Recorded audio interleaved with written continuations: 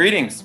I'm Justin Rothshank, here to invite you to join me and more than 40 other potters from around the country for the 11th annual Michiana Pottery Tour on September 24 and 25.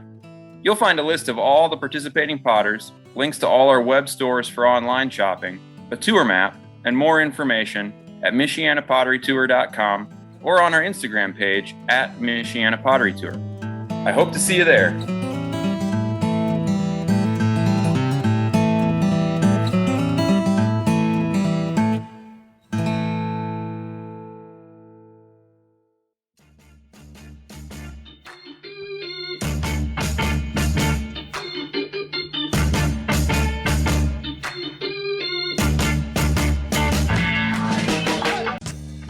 Welcome to the Tales of a Red Clay Rambler podcast, featuring interviews with culture makers from around the world. This is Ben Carter. I'm going to be your host.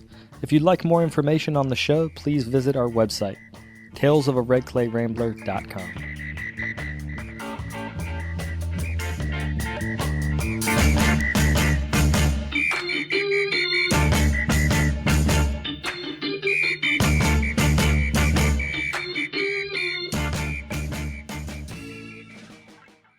Welcome back to episode 433 of the podcast. Thank you all for tuning in. Today on the show, I'm talking with Massachusetts potter Steve Theberge. His functional pots are decorated with slips and other textured surfaces, which are then reduction cooled to create warm earth tones. In our interview, we talk about the influence of his Zen monastic training, as well as social justice work on his studio practice. We end the interview talking about the newly formed Early Career Fellowship for BIPOC ceramic artists that's supported by the Asparagus Valley Pottery Trail. Steve is a host on the trail, which is a yearly event which brings hundreds of ceramic lovers to Western Massachusetts each spring. For more information, you can visit AsparagusValleyPotteryTrail.com. You can also check out images of his work and find out more about Steve at his website. That's stevetheberge.com. I did want to take a minute and thank the folks that have donated to our recent fund drive. We are listener supported, so I'd like to thank Tyler Kirsch, Aspie Duran, and Hunter Cady for their recent contributions. If you'd like to get involved yourself, you can do so at the website. That's talesofaredclayrambler.com/donate. Without further ado, we'll get to the interview.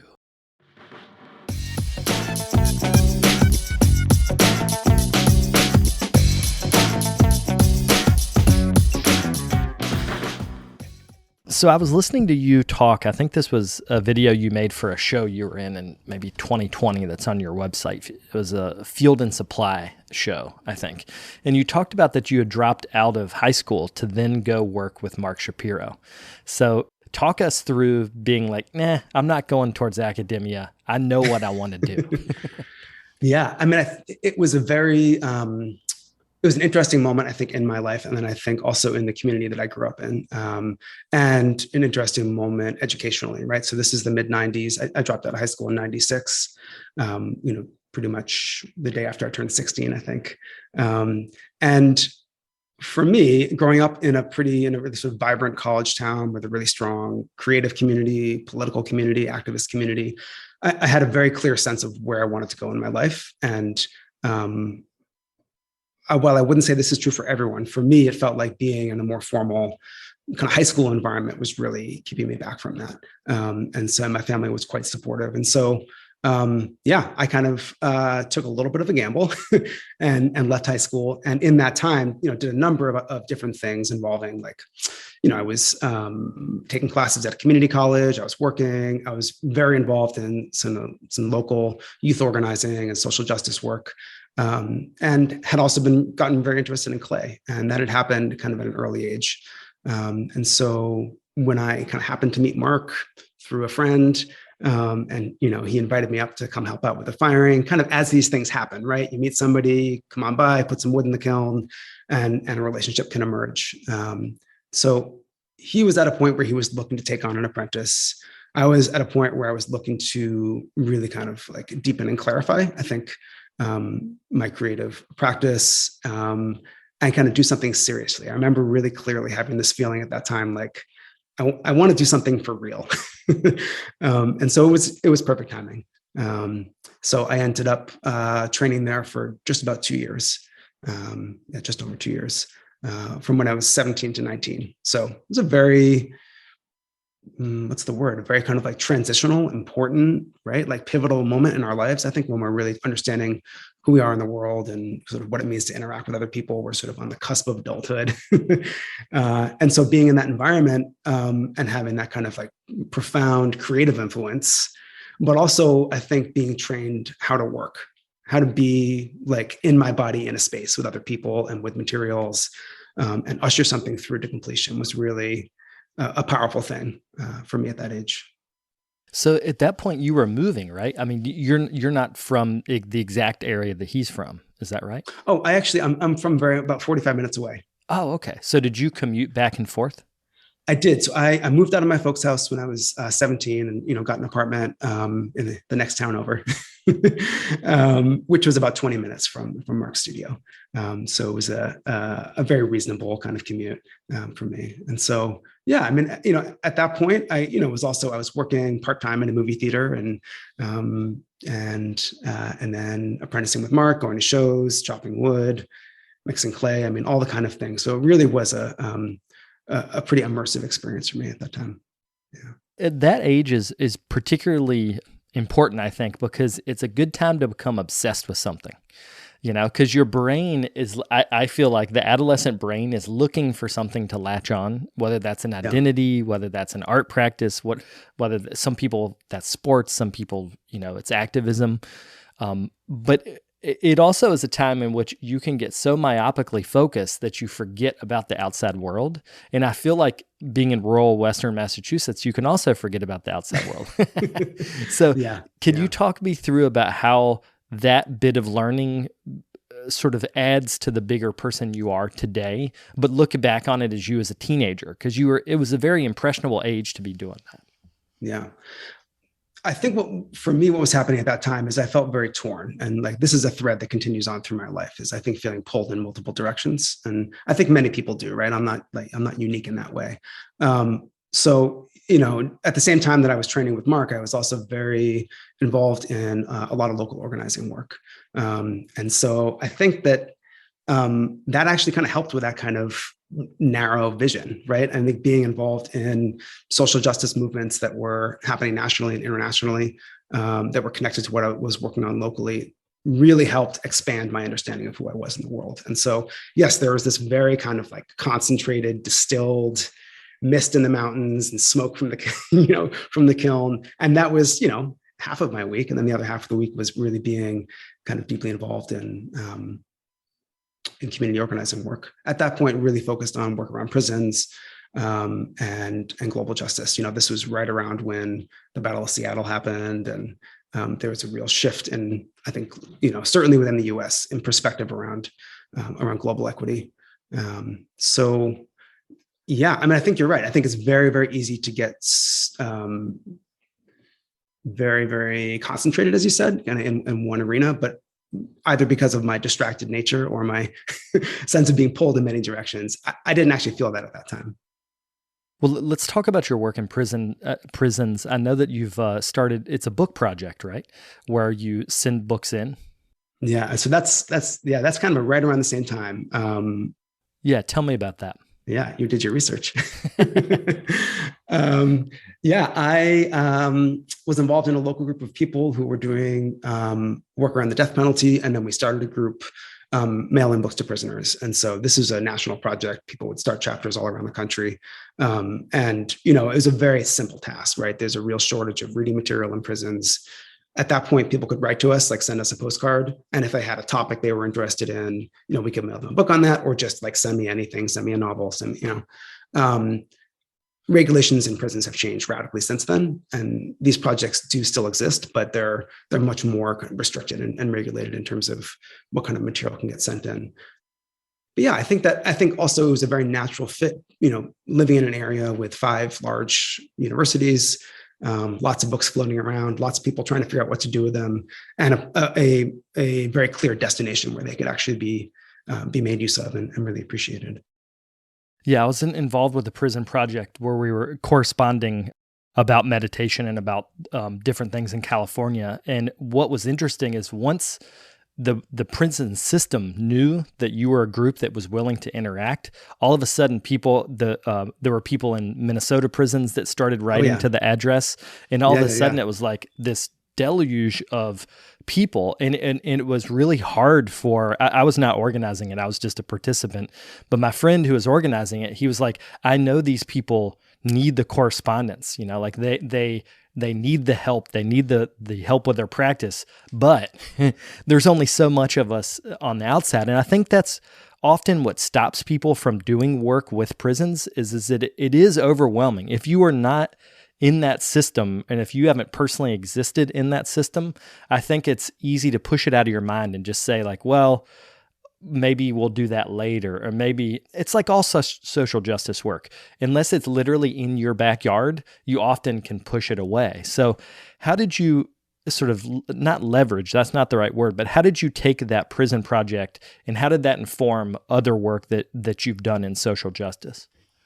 Yeah, I mean, I think it was very important, right? Because it humanized the issue very quickly, right? I mean, I think it's, as you're saying, it's easy to abstract. It's just kind of the horrifying scale that we're dealing with here, right? It's easy to push it away and to think about it as a big picture social problem, as opposed to a very immediate and intimate and personal challenge for many, many people, whether they're inside or their family members inside.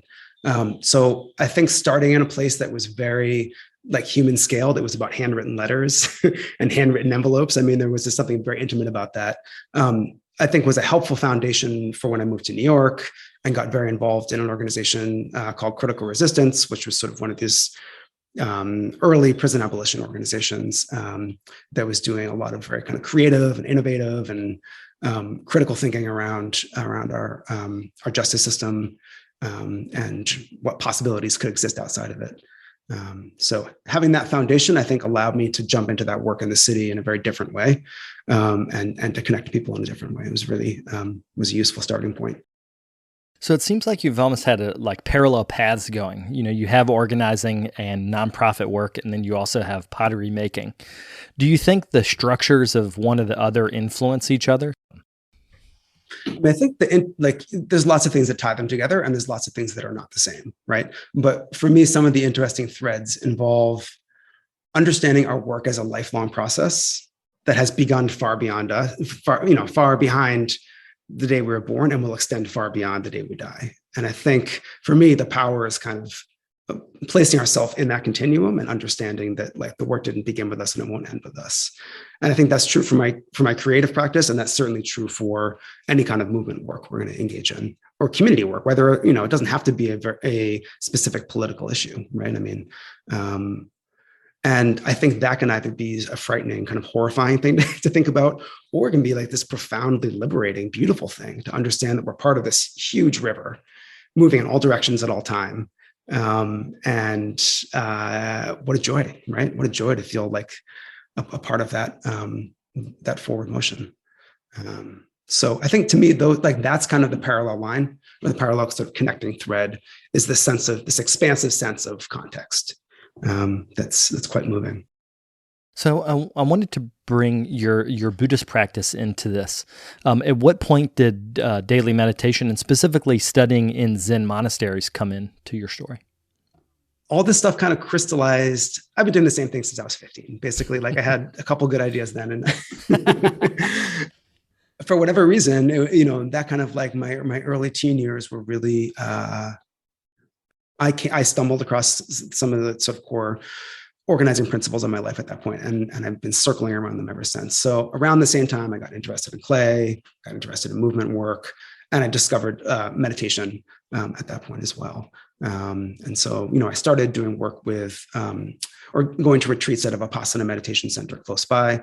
And then I moved to New York for college and had kind of abandoned meditation for a while. I think I sort of felt this crisis where it felt in this way like self-indulgent, and I had to dedicate myself to this political work. And I pretty quickly saw a profound shift in my mental clarity, attention span, sense of purpose and direction. And so living in New York and was sort of interested in Zen, and something about like the crispness and the simplicity of Zen practice really appealed to me. Sort of the stripped away nature of it, I think, appealed to me almost aesthetically at that time. And so I started looking around in visiting different temples in the city, and I ended up training at a place called the Village Zendo, which is it's like right in the heart of Manhattan, and got very involved there. Became a student of the teacher there at this, and had totally given up clay work. When I moved to New York, I had finished my apprenticeship, and I said, well, I'm going to go off to New York, and so the things that were at that point still really connected were the political work I was doing, and then my spiritual practice. So when I finished college, I went on to work with an organization called the War Resisters League, which is a longstanding anti-war organization. And so those were kind of the twin pillars of my life at that point, was this, this very kind of internal quiet, inwardly focused meditation practice, and then this sort of externally focused organizing work. And so I had been in New York 8 years at that point, and I started to feel like, oh, maybe it's time to like take a little break. I'm sort of curious to see what else is out there. And so I connected with this place called Green Gulch Farm out in Marin County, which is part of the San Francisco Zen Center. I don't even know what to call it, complex institution. It's one of the largest, if not the largest, community of Japanese Zen practitioners in the US, and has a sort of institutional weight that is significant. A lot of people come through there. A lot of people practice at their various centers. So I went out there for what I thought was going to be like 6 months working on the farm and, like meditating in the mist, and had a pretty profound shift in perspective. I think for me, I had really been trying to understand how to integrate this spiritual life with my day-to-day life, even just on a very, very simple level. Like, how do you translate what's happening in meditation into your daily action? And so living in a community of people 24/7, while isolated, was also kind of this really kind of pressure cooker environment, where you could see these on a very kind of small microcosmic scale, how you could bring what you learned in meditation into the larger world, into your community, into your day-to-day life, into whatever physical activity you're doing. From there, I ended up moving to a place called Tassajara, which is also connected to the San Francisco Zen Center, which is much more of a formal monastic environment, at least for 9 months of the year. And I trained there for about a year, and then ended up moving to a temple called Sogenji in Okayama, Japan, and training there for about 2.5 years. So all told, it was just under 5 years of monastic training in the States and in the US. I admire your dedication to that specific type of practice. In my own path, my Zen teacher tried to get me to go to Tassajara, and I went towards clay. Yeah. So yeah. I really appreciate that you have dedicated to the practice in that way. But I wanted to compare the relationship with teachers in those types of environment with your relationship with Mark as a teacher. And then also you have now had apprentices in your clay Correct. life. So can you talk about the teacher-student relationship in Zen, and then talk about it in clay? They're different. So I think I would want to start by saying that it's a very, very different relationship. However, there are some through lines that are interesting. So in a traditional, and this is a little bit different in the States for sure, but in a more kind of traditional teacher-student relationship, it's not a personal relationship. And I think that's something that people really kind of struggle with when they first start working with a teacher, is that it's not actually someone who's a friend or a colleague or even really a mentor, right? These are people who are mirrors for us, right? And so they are reflecting back the reality of our mental states without bias. And that's not always a pleasant thing. So, I will say that I have never had a more intimate and profound and connected experience with another human being than I have had with my teacher in Japan. And I think part of that is because of the ritual and the form that's involved in those encounters and that dialogue. And so all the social niceties, all the kind of things we rely on, the performance that we do of ourselves is completely stripped away. And it's really, you're just presenting kind of who you are in that moment. So it's a wild thing to be a part of. It's a really, really profound thing to be a part of. And I think so. Teacher student, yes, I think that's maybe the good name for it, but there's also something else happening there that is less about trying to become the person that you're training with, and more about trying to really understand the reflection that they're offering. At least that was my experience. I think there's a very different kind of like connection and familiarity and closeness that emerges in a mentor-mentee relationship or an apprentice-teacher relationship. And that is totally relational, right? And that, in my experience, has been almost familial in all the good ways and all the bad ways, right? Luckily, I mean, most of my experiences have been really, really wonderful. I think especially beginning my work with Mark at the age of 17, there is this like deeply familial feeling to it, and like I was there when his kids were born, and now I know them as adults. And so there's a sense of being part of this larger, family of people. And a number of other folks who have trained with him have also settled here in Western Mass. And so there's this sense of, brothers and sisters or cousins that is really gratifying to be a part of, really, really powerful. But I think there's lots of similarities, right? Like when you're training with someone in a studio, right? You're going to be watching how they're working, watching how they're making pots. How are they touching the clay? Why are they doing this thing at that moment? Like what's the significance of this brush mark versus that brush mark? So there's a lot of very kind of close attention that you're paying to ideally, I guess I'd say I would encourage all people who are interested in apprenticeship that ideally you're really learning by observation. And by studying your reactions to what your mentor is doing. I think that's the powerful thing, because I don't think you need to make your mentor's pots. I don't think you need to be copying their style aesthetically, but understanding your reaction to it is very, very powerful, because that teaches us what our kind of true aesthetics beyond preference are, right? Like what's the actual authentic thing we're trying to express with our work. And I think part of this is, in both situations, helping to understand why do we keep making similar decisions? Because something behind, like you said, behind our preferences, it's almost like a deeper core is leaning in a direction aesthetically and spiritually at times. But when you lean in that direction aesthetically, it's nice to have someone else say, I understand where you're going, even if you don't understand where you're going. And I think this is one of the things I wanted to talk about is, when is confusion helpful? Because I know my experience with my Zen teacher, I spent so much time confused and I had to trust the form. I had to trust the meditation process. And I also found that with clay, like a lot of my clay teachers, I would leave our discussions feeling not worse, but just confused. Like, I don't understand what you're saying.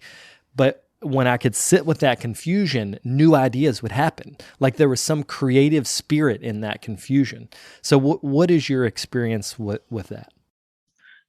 I think the destabilizing experience of not knowing what we're doing is like where the transformation happens, right? When we're kind of forced into this place of not being able to rely on our habits, our training, our preconceived notions, our opinions, our ideas, and we're sort of lost. It's an opportunity, I think, to break through into something completely different and new that you kind of can't imagine. And I think that's really true. I see that so deeply now in the studio, in my own work, but also just seeing other people, young people who are starting out. There's a really deep fear of risk and failure and pain and suffering and struggle, and I think that it's a whole other conversation, I think, about the way that our social lives operate on the internet, and maybe that's a different conversation. But it's so sad to see so many people unwilling or unable to step into that place of the unknown. and allow themselves to like really break free of the kind of these very rigid boundaries we've set up for ourselves completely, so I think it's a really good point. Like that place of confusion, for me, certainly in meditation and in the studio, in my studio practice, they're almost identical. Like nothing makes me more annoyed and frustrated by like, customers coming up and being like, oh, like this just, you must be so calm all the time. This is like making pots is like meditation, right? So I will be the last person to ever say that, because we all know that, we know what a lie that is. But I do think there are some similarities when it comes to the kind of interrogation of self that has to happen in order to do something that actually has substance and meaning and heart. It's very easy to sit down and watch your breath for 30 minutes insincerely, without connection, without passion. It's easy to crank out 50 mugs and have them have no soul. And to my mind, there's no purpose in doing either. Like if we live in this world where you can go to IKEA and buy a mug for, $1, scale to me is not an interesting question. Volume is not, and I want to speak for myself personally, like volume is not the interesting question creatively or aesthetically. To me, it's like how deeply can we express our internal life in the three-dimensional world? Like, how can we try and create that kind of like harmonic resonance between ourselves and other people, the medium being the object? And I think that's very true when it comes to our meditation practice, right? Where duration is not important. Intention is even not that important, right? It's, I think, like clarity and depth of action that really make a difference. We'll be right back after a quick word from our sponsors. This episode of the podcast is sponsored by Amico Brent. For the past 100 years, Amico Brent has been creating ceramic supplies for our community, ranging from underglazes to electric kilns, and they have no plans of slowing down. With over 3,000 products, Amico Brent's top priority is making sure that all of their customer needs are met. From the professional to the student and everyone in between, their high-quality materials enable you to make your best work. To learn more, check them out at amico.com or on Instagram and Facebook at Amico Brent. You can also show them how you use Amico by sharing your work online with the hashtag HowIAmico. Today's episode is brought to you by the Rosenfeld Collection of Functional Ceramic Art. The collection exists as an online resource for research and inspiration, featuring photos of thousands of objects made by over 800 artists. The images are high quality and can be used with no permission required, making them a great resource for students and teachers. To find out more, visit rosenfeldcollection.com.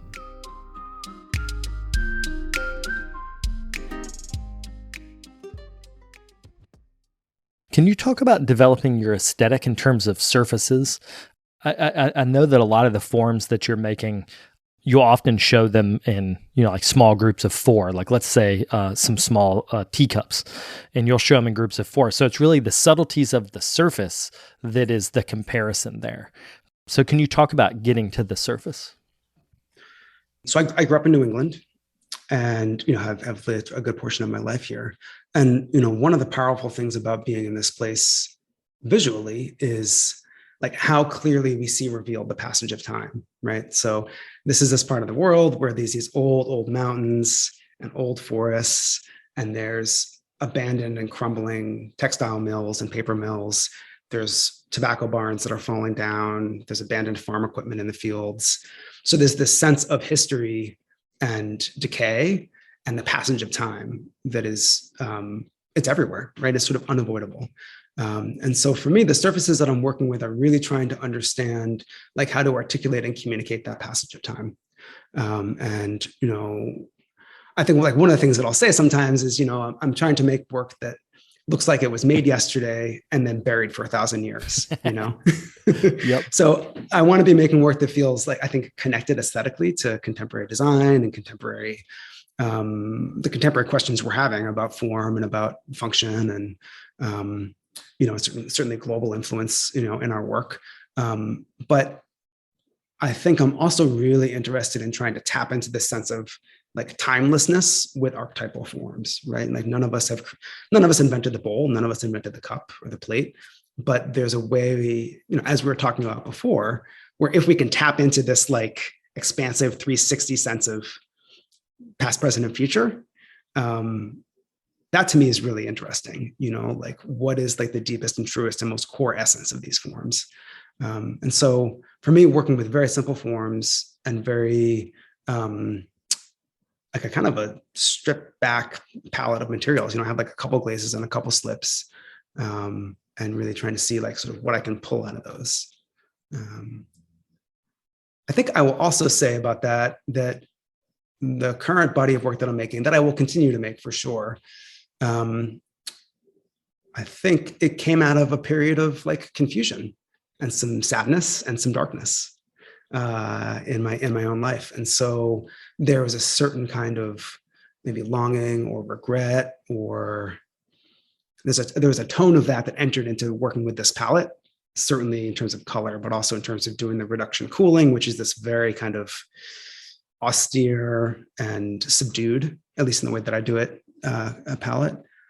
And that is not so much where I am anymore. And so I've been thinking recently a lot about how to create work that is like softer and gentler and really welcomes contact. I think that some of the pots I'm making now, they're kind of about distance in this way. And I want to be thinking about how can I make work that is more about closeness. So that's the moment of confusion that I'm in deeply, because I really have no idea. And I'll like be looking through the glaze, this is like ridiculous, right? Basically looking through the glaze books being like, well, that could be interesting, which is not the answer, right? But that's like the place where some of us, that's part of this being in this moment of confusion, right? But it feels very generative, like, because I have to ask myself, like, what is it that I'm actually trying to say? And you're talking about switching boundaries, and I think that is so helpful in the ceramic studio, whether the boundary is the method of firing or the type of glaze. So I do like throwing in the oddball. And I was thinking about Michael McCarthy, like those really bright liner glazes in wood-fired pots. Like all of a sudden you're like, oh, whoa, that is like such a different way to think about wood firing. And I can see how that slowly started to change his work. So I do like that idea of like, let's throw a radical oddball in there and then just see what happens. It might suck, but it might be great. Yeah. I mean, it's guaranteed to be terrible for a while. Yeah. Which I think is like just part of the long arc. I don't know. Somebody said this at some point. I don't know if it's true or not, but it takes like 40 years to really start making your work, whether that's true or not, to me, the sense of like our next piece always being our best piece, right? Or the possibility that like something more real is going to emerge is quite inspiring. But yeah, it's been really, I think Michael's a great example of someone who kind of like took the rule book and actually sat down and read it and was like, well, none of these rules really are necessary, right? I mean, like, who says you can't do this in a completely different way and have like beautiful, lovely results that are really inspiring to see, both on a sort of creative, as an artist, really inspiring to see someone pushing themselves in that way, and then in the result, which is, it's gorgeous work. I think about your work with the reduction cooling. It often does look cool. Like meaning like it seems distant. You talked about that there's some emotional distance built into the visual surface. And I'm thinking about that real dark slip that you use, the high iron body. But what's wild is that if it's reduced just right, you get that reddish purplish thing, and it is like looking into fire. Like it is so mesmerizing up close, but then from 10 feet back, it looks dark and brown. So there is something about physical proximity to the object that also sort of gives you an emotional entry point or keeps you away. And that is just, man, I've known so many people, you can just devote your life to that, like figuring out reduction cooling. How do you get that one specific look? Right. I think it's really true. And I think like that's something that I value, like in the pots that I use, in my kitchen, which is mostly not my own work. I think the pots that I really value are the ones whose like story continues to unfold, who are offering something besides an initial reaction. who will continue to be a little bit of a mystery. And I think that that's something I really appreciate with the reduction cooling, with working with ash glazes, with working with these high iron materials, is that you really can provoke this very layered depth of surface. And as you said, like the work changes radically the closer you get. And I mean, I don't know, I hadn't necessarily thought of it in that way, but I kind of love what you said about thinking about it in that way, where like, in some senses, my expectation is actually completely wrong. My assumption is that they're distant pieces. And what you're saying is like, actually, no, you just have to be close enough to get intimate. So I'll have to bring that up with my therapist next week and see what she says. Well, a lot of times food is the thing that crosses the distance, you know? So I think about with someone like Lindsay Ostritter, who does amazing, you know, reduction cooled wood fired pots. Those pots, when they're in action and there's food in there, and you see the color of the food against the dark clay body, then you notice the pot more. But it's like the food is like has to seduce you into picking up the plate and looking at it and going, wow, look at that. Because her work in pictures is always just so different than it is in person. Yeah, it's a really interesting thing to think about. So I've been doing more work recently with kind of like the interior design world and working with some interior designers and shows that are more focused on people coming from a design perspective as opposed to a craft perspective, which has been fascinating. And one of the really interesting things that I have come across there is that you're interacting with people who don't care about process. They don't care about lineage or history. They don't care what your training was. They're interested in the object in and of itself, which is both like freeing and heartbreaking, right? Because like I really like, you know, I think we all want people to appreciate what a ridiculous amount of work we put into this, right?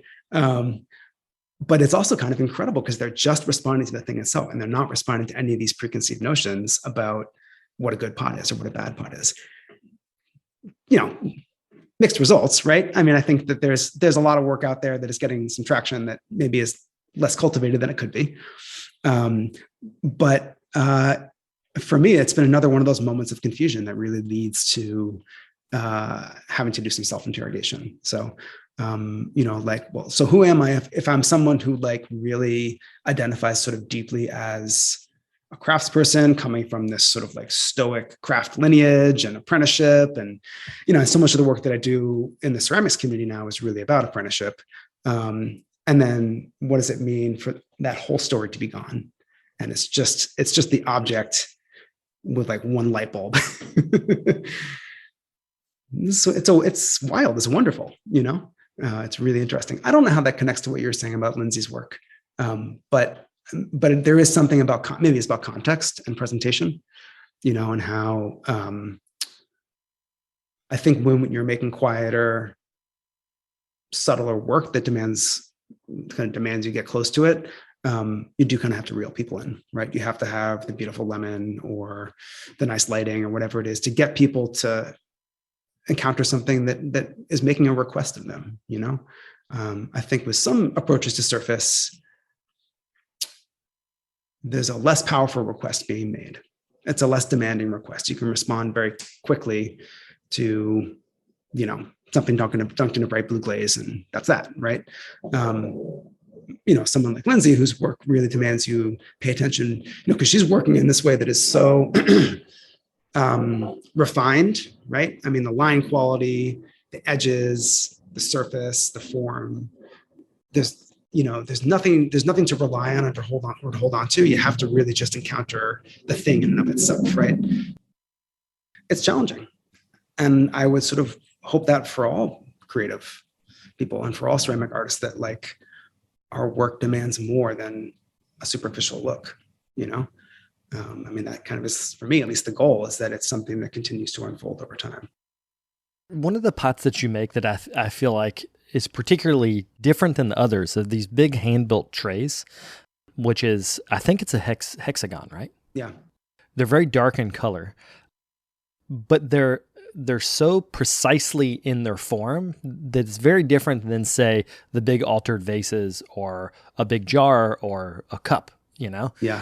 But I know with that form, If you put that in Architectural Digest, you could make that that could be your whole career because it's so specifically refined. Like it doesn't need anything else added. It doesn't need anything. It just is a statement in and of itself. So talk me into finding that form. So that actually came out of a conversation. I work with an interior design firm in the city in New York. And I'm showing my East Coast here. There's only one city in New York City. We were just like talking about what they might want to have for the showroom. And I was making these sort of smaller hexagonal trays and they're like, how big can you go? So I measured my kiln shelves. And so that actually was a little bit of a collaboration, right? In terms of the idea. And I think you're right, is that we can kind of hitch our horse to really declarative aesthetic statements or objects. But the challenge with that is that we're kind of at the mercy of the market, right? We're at the mercy of design trends. And I don't think any of us have gone into this. Well, I can't speak for anyone else. I have not gone into this with that being my intention. Like, yes, it's a business, but it's an opportunity to evolve and develop creatively. So, one of the interesting things that I've had to understand how to do, and, nobody really teaches us this, is understand how to put boundaries on requests, and so, if there's a form, like, and that's a great example, it's like that form, they like it, they want more. I'm actually gonna be making some more this week for them. But also understanding that, like, I think as an artist and not a light manufacturing corporation, there's limits practically and physically to what I can do. And then there's limits to what I can do with a sense of sincerity. And so, this is, I think, something that many, many, many of us are struggling with and kind of came to light during the pandemic, right? So pandemic hit, all my shows were canceled. All the stores that bought wholesale from me were closed, right? Like everything stopped, right? And I had this opportunity to really think, to really, really, really, when the pieces started to come back together, think critically about how I want to work and who I want to be working with.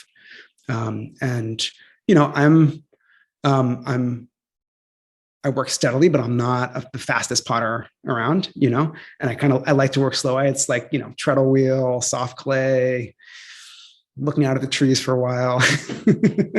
And I had kind of gotten into this habit or this pattern, this rhythm of burnout, where I was like working on these large orders for wholesale, and the money doesn't really add up if it's like just you in the studio making pots to do wholesale. Like, it's not really, money doesn't really add up. It was leading to like some pretty intense burnout, like physical and creative exhaustion. So kind of coming out of that and, being able to choose who I wanted to reinitiate a partnership with was really powerful. And so understanding, like, coming back to these boundaries, like, just because a customer wants something doesn't mean that we have to make it.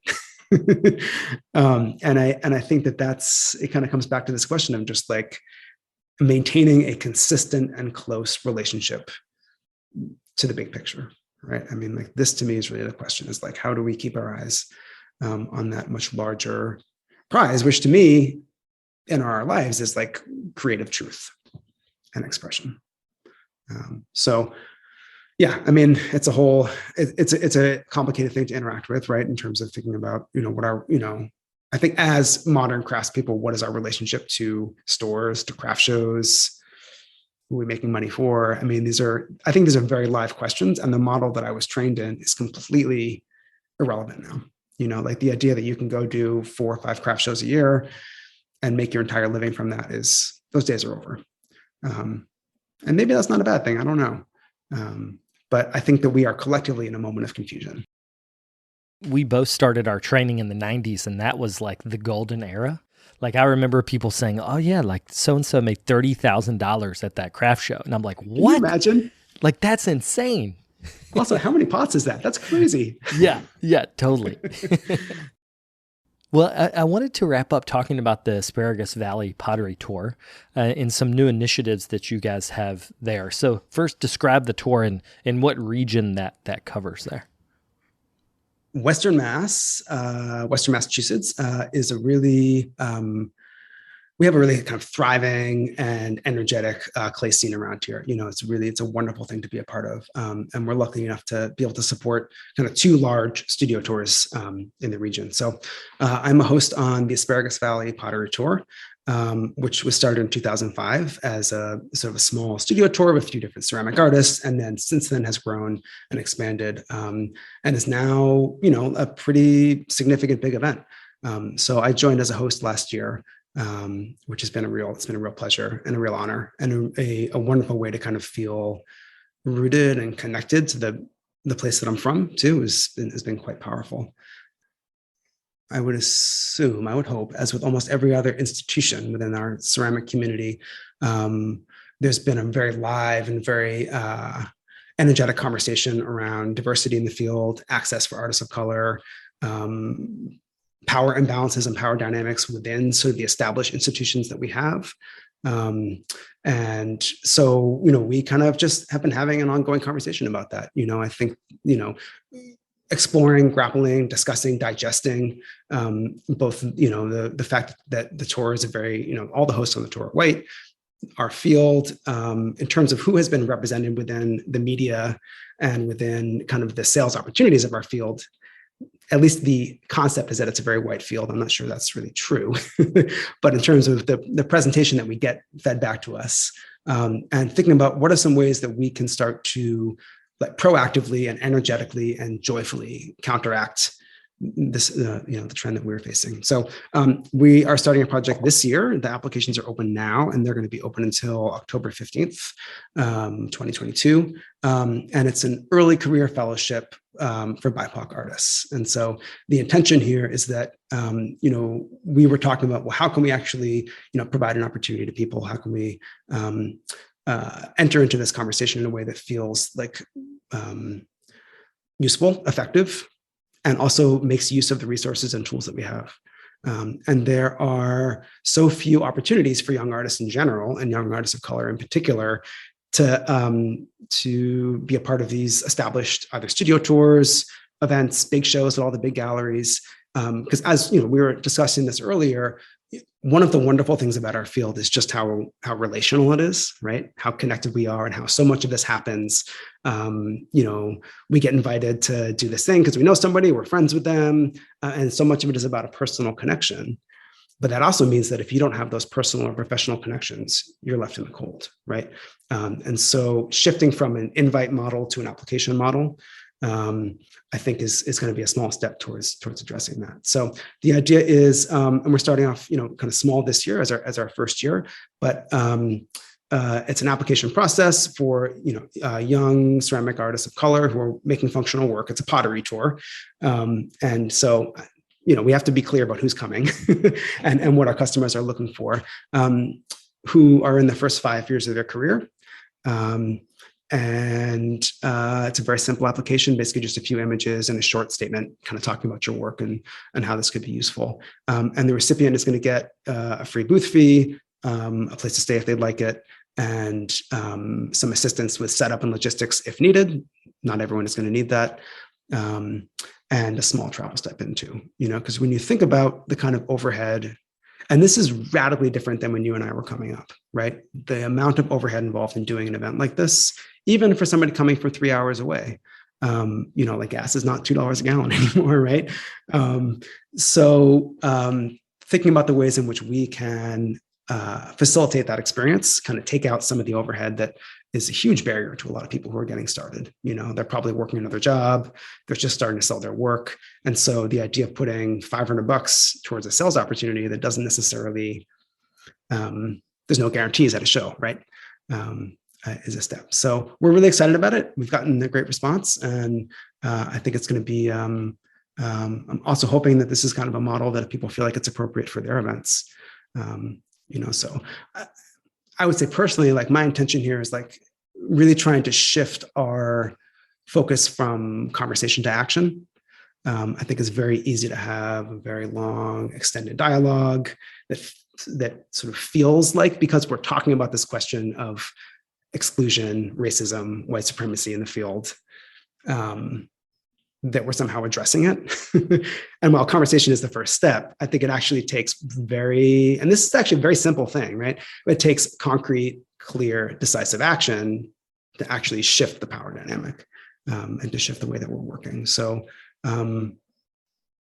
as you so like presciently pointed out, like it's about this place of confusion, right? Like we kind of have to open ourselves up to maybe not knowing all the solutions at all moments and take some risks and probably fail. And then hopefully out of that comes like this greater sense of expansiveness in the field, you know? And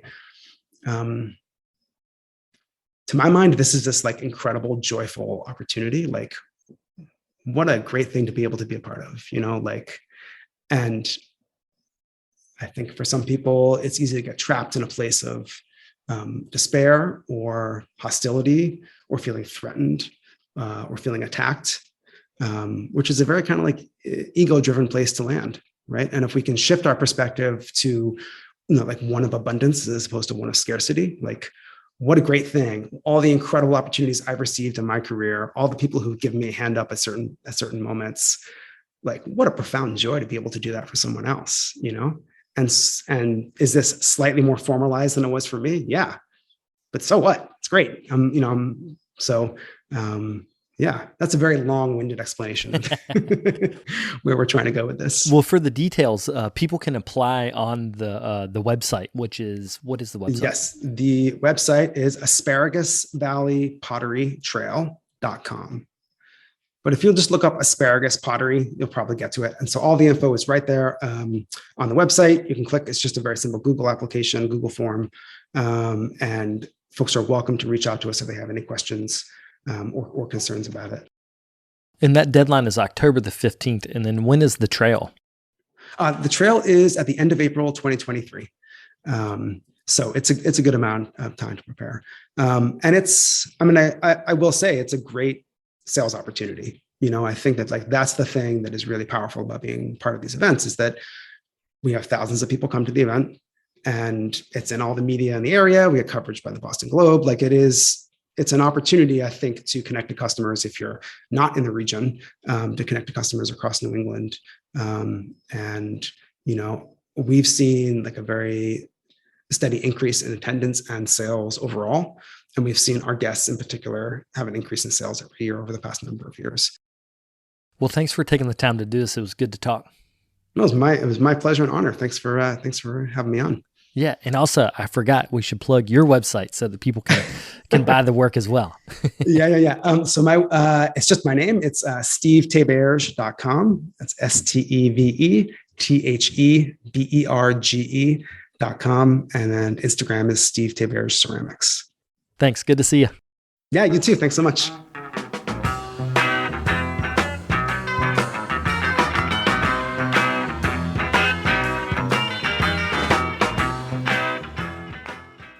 I'd like to thank Steve for taking the time to do this interview. It was a pleasure to chat with him, and I hope that you will consider applying for the Early Career Fellowship for BIPOC ceramic artists. The deadline for that's coming up. It's in the middle of October. So make sure to check that out at asparagus.valleypotterytrail.com. Also wanted to take a minute and thank today's sponsors, including the Michiana Pottery Tour, Amico Brent, and the Rosenfield Collection of Functional Ceramic Art. If you're interested in becoming a sponsor on the show, you can get in touch through the network website. That's brickyardnetwork.org. I'll be back next week with another episode. Thank you all for tuning in.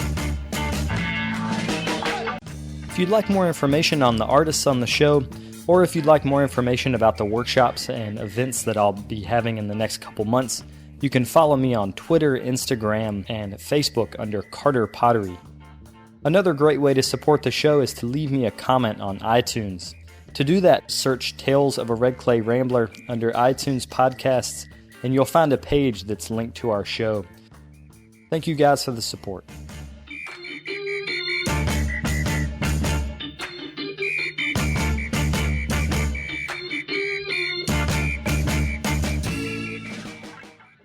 We respectfully acknowledge and honor all Indigenous communities whose lands we reside on in the United States, and recognize that we are uninvited guests on the occupied, unceded, and ancestral lands of over 500 nations indigenous to North America. By acknowledging and reflecting upon the contemporary lived experiences and histories of the indigenous peoples here and globally, we may begin to take essential steps towards creating a more equitable world. Learn more through the hashtag Honor Native Land initiative of the U.S. Department of Arts and Culture, and consider contributing to Indigenous-led organizations doing important work to further health and wellness, sovereignty, and self-determination of the first people of the lands you reside.